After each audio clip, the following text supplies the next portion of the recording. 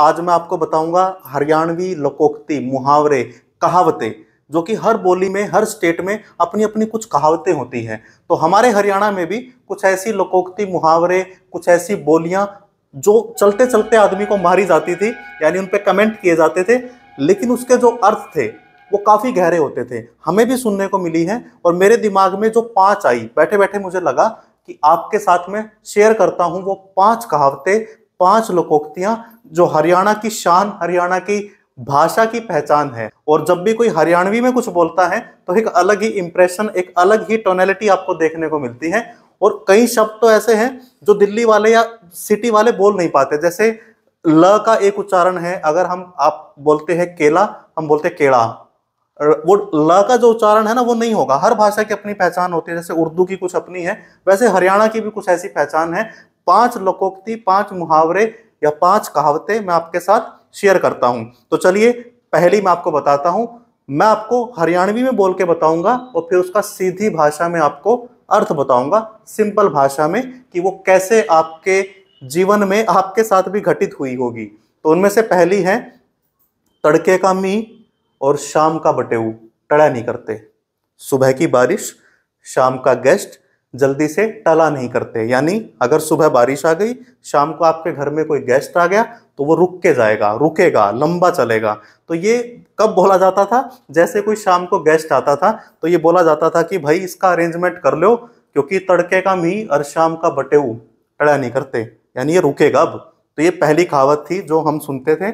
दूसरी थी, बड़े काम की है उन लोगों के लिए जो छोटी सी बात पर ही उछल जाते हैं, छोटी सी अचीवमेंट पर ही घमंड में आ जाते हैं।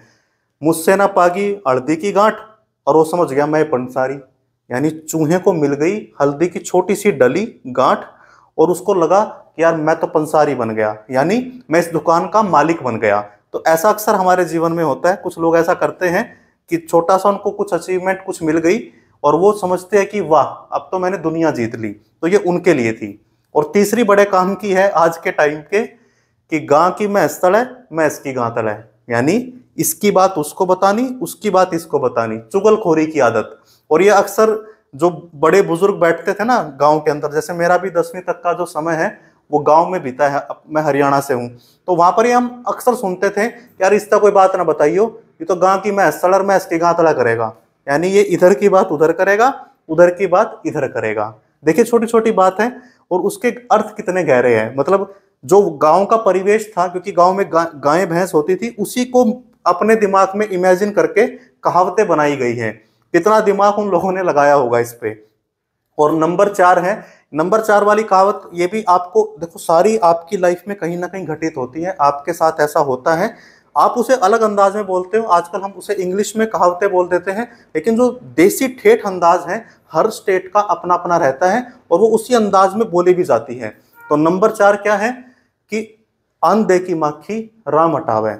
यानी अंधे आदमी के ऊपर अगर मक्खी बैठ गई, उसे दिख नहीं रही है लेकिन भगवान उसको हटाएगा। तो इसका मतलब क्या बनता है, भावार्थ क्या निकलता है कि जब कोई आदमी मजबूर हो जाता है, जब कोई आदमी लाचार हो जाता है, जब उसकी कोई सहायता नहीं करता, तो अचानक उसे कहीं ना कहीं से कोई सहायता मिल जाती है। यानी उसे भगवान या उसकी किस्मत उसका साथ दे देती है।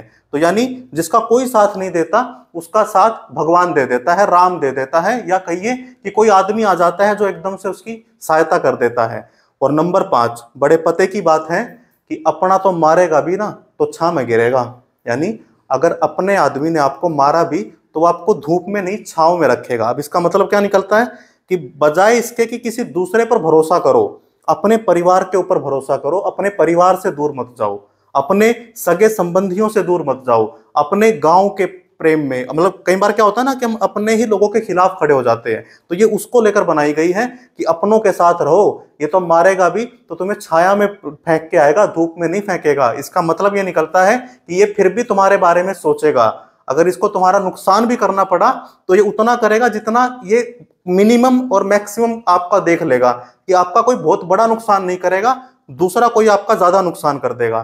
तो दोस्तों ये थी 5 लोकोक्ति कहावतें हरियाणवी भाषा की। आप बताइए कमेंट सेक्शन में आपको कैसी लगी, और कोई सवाल आपका है तो वो भी बताइए। चैनल पर नए हैं तो सब्सक्राइब जरूर कर ले। Thank you very much.